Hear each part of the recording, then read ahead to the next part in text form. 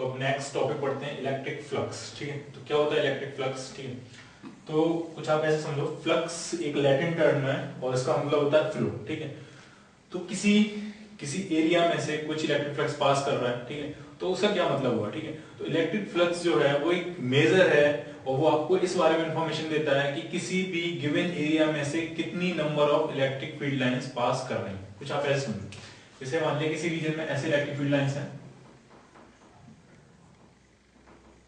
ये uniform electric field है इस रीजन में, और आपके पास एक सरफेस है और सरफेस आप ऐसे रख रहे हो। ठीक है, सरफेस आप ऐसे रख रहे हो तो इसमें से कुछ इलेक्ट्रिक फील्ड लाइंस पास कर रही होंगी। ठीक है, इस रीजन में इलेक्ट्रिक फील्ड लाइंस ऐसे हैं, तो इस रीजन आपने सरफेस ऐसे रखी तो इसमें से कुछ number of electric field lines pass कर रही होंगी। ठीक है, तो इलेक्ट्रिक फ्लक्स आपको इस बारे में इंफॉर्मेशन देता है कि कितनी कितनी इसमें से नंबर कितनी इलेक्ट्रिक फील्ड लाइंस पास कर रही हैं। ठीक है, इलेक्ट्रिक फ्लक्स प्रोपोर्शनल होता है इस बात के number of electric field lines passing through that surface.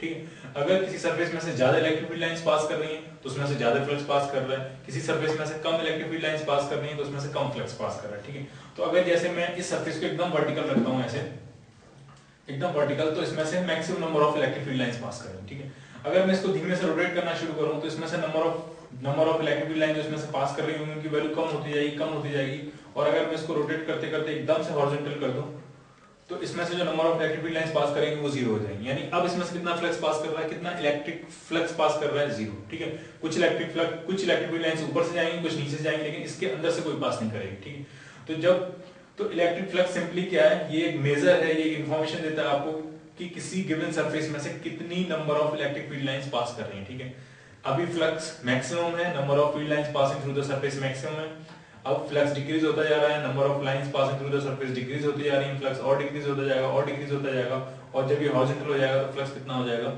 Zero. Clear.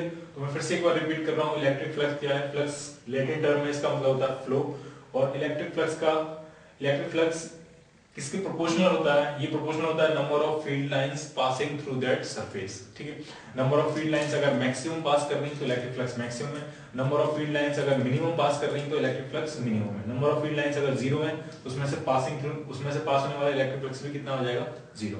Clear.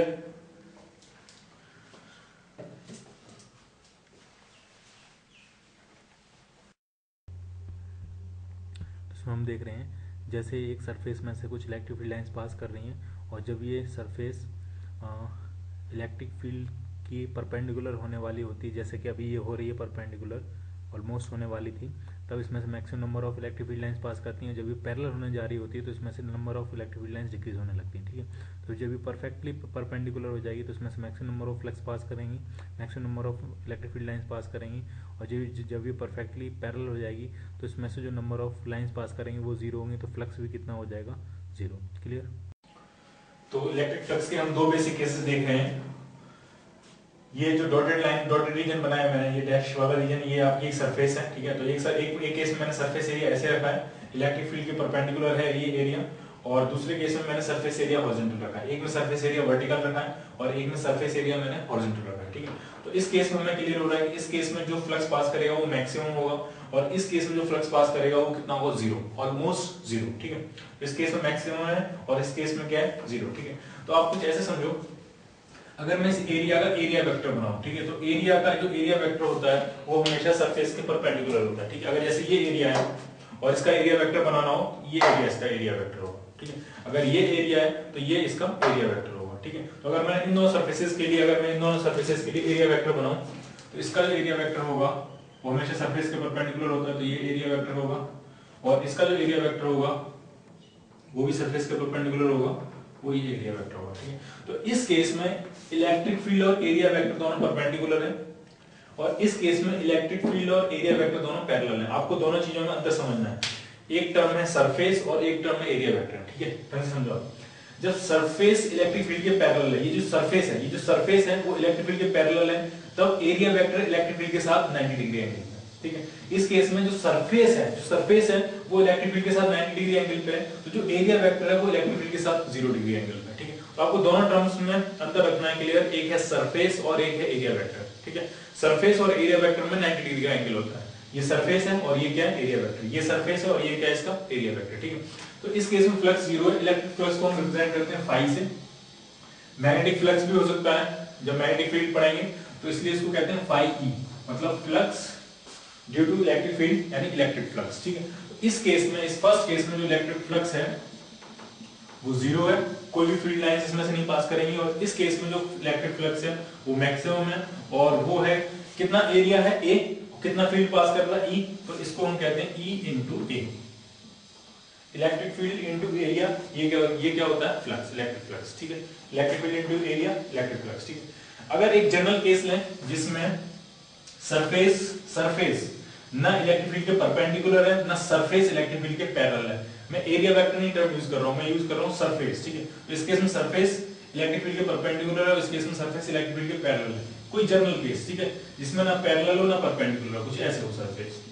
ठीक है, ये इलेक्ट्रिक फील्ड वेक्टर है, और एरिया वेक्टर अगर हम बनाएंगे तो ये कुछ एरिया वेक्टर होगा। इस केस में इलेक्ट्रिक फील्ड और एरिया वेक्टर में 0 एंगल है, इस केस में इलेक्ट्रिक फील्ड और एरिया वेक्टर में 90 डिग्री एंगल है, यहाँ एक कोई जनरल एंगल है थीटा। ठीक है, तो पूछा जा रहा है इस केस में कितना फ्लक्स होगा, तो फ्लक्स फिर ऐसे डिफाइन किया गया है,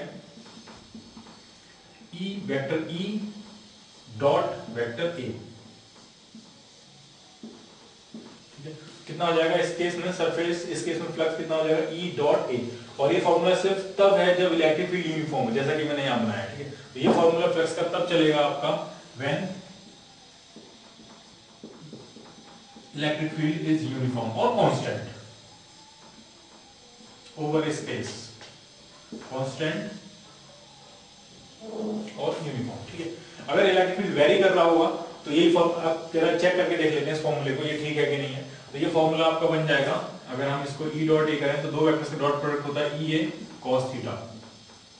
ठीक है, थीटा किसके बीच में एंगल है, थीटा एंगल है वेक्टर ए और वेक्टर ई के बीच में एंगल है। ठीक है, तो जरा फर्स्ट केस में देखो थीटा कितना है, इलेक्ट्रिक फील्ड और एरिया वेक्टर में कितना एंगल है फर्स्ट केस में 90 डिग्री, तो cos 90 कितना होता है 0, तो फर्स्ट केस के लिए इलेक्ट्रिक फ्लक्स कितना है 0।